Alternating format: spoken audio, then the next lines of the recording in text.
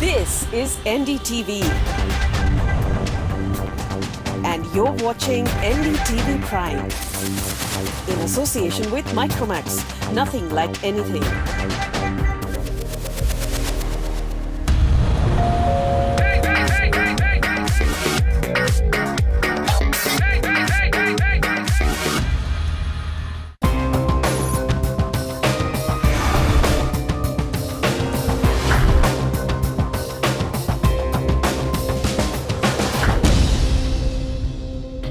Property बाजार में निवेश की सटीक सलाह के साथ पेश है आपका पसंदीदा शो प्रॉपर्टी इंडिया।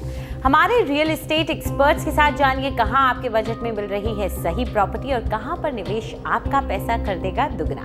आपके सवालों के जवाबों और रियल एस्टेट की हर बड़ी खबर के साथ मौजूद है हम। नमस्कार, मैं हूं अंजलि इस्तेवाल। अगर आप और जानकारी चाहते हैं तो आप हमारी वेबसाइट ndtv.com/property पर जाना न भूलें। 24 शहरों के प्रॉपर्टी बाजार एक्सपर्ट्स की नजर में कैसे हैं यहां आपको पता चलेगा। तो चलिए सबसे पहले एक नजर डाल लेते हैं कि आज क्या क्या है खास। घर खरीदारों के लिए खुशखबरी, क्रेडाई CCI के साथ मिलकर बनाएगा नया बिल्डर खरीदार करार। दावा है कि नए बिल्डर बायर एग्रीमेंट में खरीदारों के अधिकारों का रखा जाएगा ख्याल।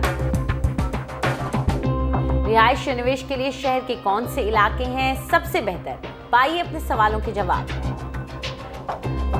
खरीदार परेशान, पार्श्वनाथ बिल्डर कर रहा है घर देने में 7 से 10 साल तक की देरी।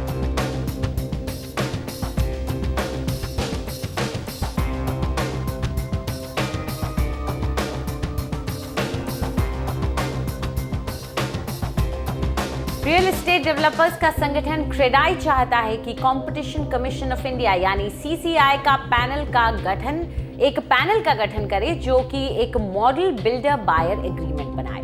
इसके पीछे वजह है CCI का क्रेडाई को बार बार लताड़ना। लेकिन क्रेडाई की ये कोशिश कारगर साबित होगी या नहीं, खासकर तब जब कई बिल्डर क्रेडाई का हिस्सा ही नहीं है। आइए नजर डालते हैं।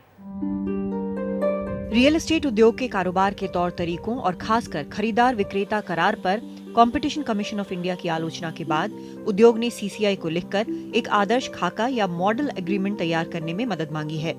CRA-DI को लगता है कि CCI से ऐसा खाका बनवाने के बाद बार बार CCI की दखलंदाजी से बचा जा सकेगा। CCI एक कमेटी बनाए जिसमें कि लीगल एक्सपर्ट्स और टेक्निकल एक्सपर्ट्स हों CCI की तरफ से, और उसमें क्रेडाई एग्जीक्यूटिव कमेटी या नेशनल कमेटी के 2 से 3 सीनियर डेवलपर्स को भी उसका कमेटी का मेंबर बनाएं, और ये कमेटी जो अग्रीमेंट्स के क्लॉजेस हैं उसको रिव्यू करके एक कॉमन ड्राफ्ट पर आ सके। अगर ऐसा होगा तो उससे 95% डिस्प्यूट्स आगे वाले समय में ख़त्म हो जाएंगे। हाल में ऐसे बहुत से खरीदारों ने CCI के पास नाजायज शर्तों वाले करार की शिकायत की, जिसमें अगर बिल्डर बिल्डिंग प्लान बदले या कब्जा देने में देरी करे तो खरीदार कुछ नहीं कर सकते। इन शिकायतों के बाद ही CRA-DI ऐसे कदम उठा रहा है। CCI के वर्डिक्ट और CCI ने के DLF के अगेंस्ट में वर्डिक्ट आने के बाद बायर्स का एक्चुअली मनोबल बढ़ा है, जिससे कि वो इतना कर सकते हैं कि अगर हम अप्रोच करते हैं और बिल्डर के अगेंस्ट जाते हैं तो उनके फेवर में कुछ हो सकता है। रियल्टी कंपनियां ये तो मानती हैं कि कॉन्ट्रैक्ट्स बिल्डर के हित में रहे हैं, लेकिन ये सफाई भी देते हैं कि बड़े प्रोजेक्ट्स पूरे होने में अमूमन 8 से 10 साल लगते हैं और इस बीच नीतियों और कानूनों में तब्दीलियां होती रहती हैं। इतिहास देखें तो लोगों की तुलना में डेवलपर ज्यादा मजबूत पार्टी होती है और उन्होंने करार अपने पक्ष में करवा लिए हैं। जरूरी है कि बिल्डर पारदर्शिता के साथ अपने ग्राहकों का भरोसा जीतें, लेकिन ये बात भी समझना पड़ेगी कि जब बहुत बड़ा डेवलपमेंट होता है तो कुछ तब्दीलियां भी आती हैं। Build trust with the consumer base and transparency, and I think you do need to recognize, I think, when you go through a large development that there will be changes. CCI प्रतिस्पर्धा कानून 2002 के तहत बना था और इसका काम व्यापार के उन मुद्दों से निपटना है जहां अपनी स्थिति का नाजायज फायदा उठाकर समूह बनाकर या बोली लगाने में धांधली जैसी चीजों की शिकायतें आए। प्रतिस्पर्धा कानून के उल्लंघन के दोषी पाए जाने पर सीसीआई कंपनी के पिछले 3 साल के औसत कारोबार की 10% रकम तक बतौर जुर्माना लगा सकता है। जुर्माना न देने या सीसीआई के आदेशों का उल्लंघन करने पर रोजाना 1 लाख रुपए का अतिरिक्त हर्जाना देना होगा, जो 10 करोड़ रुपए तक पहुंच सकता है। डेवलपर्स को नोटिस भेजा गया है, उस केस में अगर सीसीआई कामयाब हो जाती है तो फिर लाखों लोगों को फ़ायदा मिलेगा, क्योंकि हो सकता है उसके बाद जो टर्म्स ऑफ एग्रीमेंट होते हैं वो एक तरफा नहीं होके थोड़ा वो खरीदने वालों के पक्ष में भी हो जाए। ऐसा पहली बार नहीं है कि सीसीआई एक मॉडल बायर सेलर एग्रीमेंट बनाने जा रहे हैं। डीएलएफ मामले में भी उन्होंने ऐसा ही एक डॉक्यूमेंट तैयार किया था, लेकिन अधिकतर डेवलपर्स का मानना ये था कि वो डॉक्यूमेंट कंज्यूमर्स के तरफ ज़्यादा ही झुके हुए थे। ऐसे माहौल में डेवलपर्स और कंज्यूमर्स के बीच संतुलन बनाए रखना किसी चुनौती से कम नहीं होगा। नई दिल्ली से ओइनितम ओझा, एनडीटीवी। तो इस पूरे मुद्दे पर चर्चा करने के लिए हमारे साथ मौजूद हैं 2 खास मेहमान। आलोक कुमार हैं जो कि प्रेसिडेंट है federation of apartment owners association के, और अभय कुमार हैं जो चेयरमैन एंड मैनेजिंग डायरेक्टर हैं गृह प्रवेश बिल्टेक प्राइवेट लिमिटेड के। आप दोनों का शुक्रिया हमारे साथ जुड़ने के लिए। शुरुआत आपसे करेंगे अभय, क्योंकि यहाँ शायद सबसे ज़्यादा जो फोकस होगा वो डेवलपर्स पर ही होगा। आपको क्या लगता है कि जो मौजूदा स्थिति में बिल्डर बायर एग्रीमेंट है वो डेवलपर्स मानते हैं ठीक है, कि आपका नज़रिया क्या है? क्या अभी ठीक है या थोड़ा सा ऐसा आपको लगता है कि शायद कंज्यूमर्स को और प्रोटेक्शन की ज़रूरत है? बायर सेलर एग्रीमेंट की जब हम बात करते हैं तो यहाँ पर हमारा मेन मकसद है कि कंज्यूमर्स प्रोटेक्टेड हों। अब कंज्यूमर्स प्रोटेक्टेड हों तो इसमें बायर सेलर एग्रीमेंट के अलावा एक और एग्रीमेंट होता है इसमें, जो कि ट्राइपैट्राइट एग्रीमेंट फाइनेंशियल इंस्टीट्यूशंस के साथ होता है। अब आप देखिए जितने भी प्रॉपर्टीज़ होते हैं उसमें 90% लोग लोन लेते हैं। अब आप बायर्स की प्रोटेक्शन की जब भी बात करें तो ये टोटलिटी में बात किया जाए कि एक तो एग्रीमेंट बिल्डर और बायर का हो गया, और एक एग्रीमेंट ऐसा हो गया जो बिल्डर, बैंक या फाइनेंशियल इंस्टीट्यूशन और बायर के बीच में होता है। अब यहाँ पर मैं एक सवाल उठाना चाहता हूँ कि हर आदमी एक इस बात को बोलता है कि बिल्डर का एग्रीमेंट वन साइडेड होता है, बिल्डर का एग्रीमेंट में बायर्स की कोई प्रोटेक्शन नहीं होती। लेकिन क्या कभी आप लोगों ने ट्राइपैट्राइट एग्रीमेंट देखा है जो बैंक के साथ होता है? उससे ज़्यादा वन साइडेड डॉक्यूमेंट कभी हो ही नहीं सकता, उसके ऊपर कभी कोई सवाल नहीं उठाते हैं। अब इसके ऊपर मैं एक और पहलू बताना चाहूँगा, जैसे कि अभी तक आप फ्री मार्केट की बात करते हैं, अभी तक क्या होता था कि आप कुछ साल पहले तक प्री पेमेंट पेनाल्टी लगती थी। प्री पेमेंट पेनाल्टी क्यों लगती थी भाई? इसमें भी तो फाइनली कंज्यूमर्स को ही परेशानी होती थी। यहाँ पर अभी मुझे लग रहा है आपने ब्लेम उठा करके दूसरी जगह रख दिया। मैं इस बात को मानती हूँ कि अगर हम खरीदार की राइट्स की बात करें तो शायद इस बात पे भी फोकस करना बेहद ज़रूरी है। लेकिन आलोक को मैं यहाँ लाना चाहूँगी। और आलोक, आपको क्या लगता है कि जहाँ बैंकों की गलती है या फाइनेंशियल इंस्टीट्यूशन का ये बोझ है वो तो है ही, साथ में बिल्डर्स का भी बढ़ता ही जा रहा है, तो शायद हर जगह से खरीदार ही दब रहा है। अंजलि, इसमें कोई दो राय नहीं है। अभय कुमार जी तो अपने प्रोटेक्शन की बात तो करेंगे ही करेंगे। ऑब्वियस है, ये इतना बड़ा प्रोजेक्ट लगाते हैं तो इनके अपने फ़ायदे तो इनको देखना ही पड़ेगा। लेकिन अदरवाइज़ अगर आप देखें, मार्केट में जाएं और देखें ख़रीदारों के एग्रीमेंट को, बिल्डर बायर एग्रीमेंट को, तो आपको काफ़ी कुछ नज़र, आपके शो में मैंने पहले भी कहा है कि काफ़ी कुछ छुपाना, आप उसमें रिवेल के बदले आपको दिखेगा कि काफ़ी कुछ छुपाया जा रहा है। ऐसे ऐसे क्लॉजेस डाल दिए जाते हैं आदमी को कि मेरे पास कई डॉक्यूमेंट ऐसे हैं, कई बिल्डर के आपको दिखाऊंगा कि 6 साल बाद पोजीशन देने के समय बिल्डर ने लिख के भेजा कि अरे भाई ये आपके करीब करीब 8 लाख रुपए चार्ज बढ़ गए। वो क्यों बढ़ गए? तो भाई उसमें मैंने कहीं से क्लॉज डाल रखा था EDC, IDC। अरे आम बहुत लोग को पता भी नहीं है EDC और IDC 6 साल पहले क्या लिखा था उसमें। EDC मतलब क्या? जब मैं पूछा कि भाई क्या मतलब होता है, ये तो एक्स्ट्रा डेवलपमेंट चार्ज है, ये इंटरनल डेवलपमेंट चार्ज है। मतलब तरह तरह के ऐसे ऐसे चार्ज आपके सामने नज़र आ जाएंगे कि आपको दिन में ही तारे दिखने शुरू हो जाएंगे।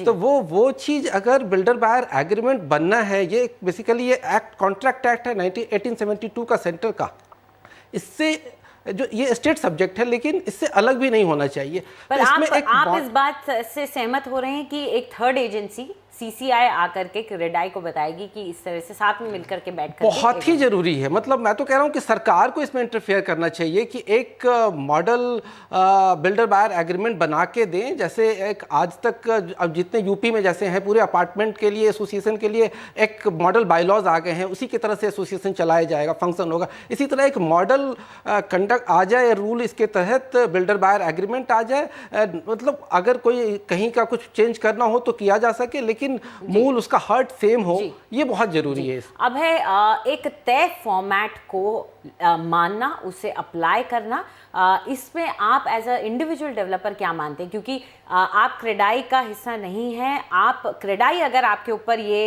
एक मॉडल अगर ये आया, ये मॉडल फॉर्मेट आपके ऊपर थोपेगा तो क्या आप उससे सहमत होंगे? नहीं, इसके पीछे मैं फिर से एक बार बोलना चाहूँगा कि ये एक बिल्डर बायर एग्रीमेंट की बात आप जब करते हैं तो एक परसेप्शन क्रिएट हो गया है कि बिल्डर का एग्रीमेंट हमेशा वन साइडेड होता है। अब ये परसेप्शन क्रिएट हुआ है, कुछ डेवलपर्स डेफिनेटली ऐसे हो सकते हैं जिन्होंने ज़्यादा वन साइडेड ये बनाए हों, लेकिन आप हमारे गृह प्रवेश प्रोजेक्ट में ले लीजिए, हमारा बायर सेलर एग्रीमेंट उठाकर देख लीजिए, हमने बहुत ही बैलेंस्ड बनाया है।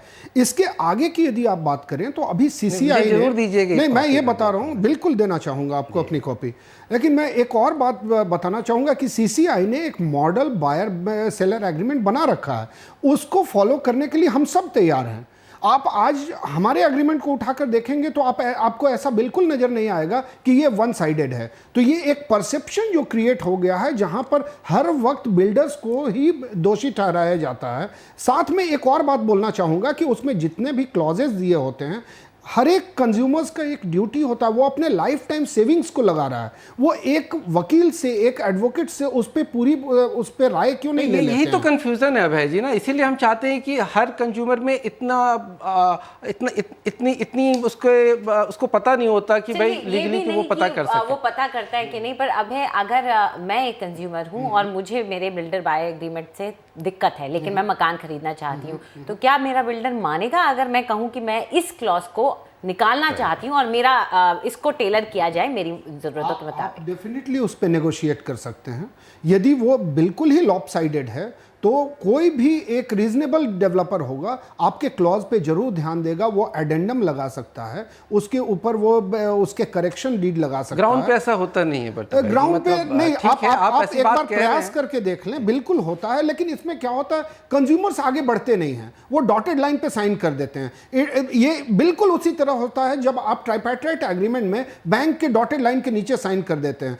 आप एक बार वो एग्रीमेंट उठाकर देखें बैंक की, वो इससे भी ज्यादा डेंजरस है। आपके सारे राइट्स ट्रांसफर हो जाते हैं, आपके पैसे देने के बाद भी आपके पास कोई अधिकार नहीं रहता। आलोक, आप लोगों की भी यहाँ पे जिम्मेदारी आ जाती है, आप लोग एसोसिएशंस चला रहे हैं, क्यों नहीं बायर्स को एजुकेट किया जाता है इस बारे में? हम लोग इस तरह का काफ़ी कैंप लगाते रहते हैं एजुकेट करने के लिए कि मैं तो अक्सर कहता भी रहता हूँ अपने कैंप्स में भी कि भाई आप कम से कम एक RTI डालकर पता कर लीजिए कि ये प्रोजेक्ट में क्या क्या लकुना है, एक्चुअल में सैंक्शन प्लान क्या है, अमेंडमेंट प्लान क्या है, परचेजेबल FAR क्या है। इन बातों को मैं अक्सर कहता हूं कि पता करने के लिए। अदरवाइज भी आप अंजलि ये देखोगे ना कि एक छोटी सी चीज़ है IFMS, आप देखिए हर अपार्टमेंट में इस पे विवाद चल रहा है आज के डेट में। मतलब 90% अपार्टमेंट में आपको लग जाएगा कि IFMS में करोड़ों रुपया बिल्डर लेते हैं, और जब ये एक्चुअली में इसे वापस करना होता है बिल्डरों को, करार में भी ऐसा है कि आपको ये अपार्टमेंट एक्ट भी कहता है कि बिल्डिंग हैंड ओवर होते हैं, IFMS देना है।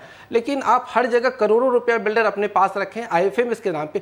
ये IFMS नहीं होना चाहिए, ये interest free maintenance IBMS FMS होना चाहिए, इंटरेस्ट बियरिंग मेंटेनेंस सिक्योरिटी। लेकिन फिर भी वो IFMS के नाम पे, क्योंकि 10 करोड़ रुपया अगर घर में पड़ा हुआ है तो क्या फ़र्क पड़ता है, 10 लाख रुपया का ब्याज इंटरेस्ट आ रहा है बिल्डर को, तो वो वापस ही नहीं करना चाहता है। अब आप लिटिगेशन में जाएंगे तो सालों लग जाएगा उसको वापस लेने में। मैं उससे भी एक सरल रास्ता बताता हूँ इसमें, इसको IFMS हटाकर उसको AMC में कन्वर्ट कर दो, एडवांस मेंटेनेंस चार्जेस कर दो, जिसमें बिल्डर जब तक एसोसिएशन नहीं बनती है, जब तक सोसाइटी नहीं बनती है, जिस समय तक उसका रख रखाव करना होता है, तो वो IFMS की जगह सिर्फ AMC ले।